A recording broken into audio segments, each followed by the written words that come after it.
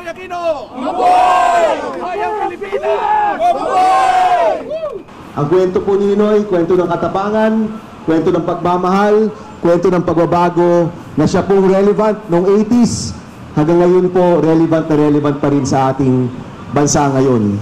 At natutuwa po ako na ang National Historical Commission nandito, inaalala ang mga bayani ng ating bayan, inaalala ang mga taong nagmahal sa ating bayan, inaalala ang mga taong namatay para sa ating bayan. Sana po wag yun mawala sa mga puso natin. Maraming salamat po muli.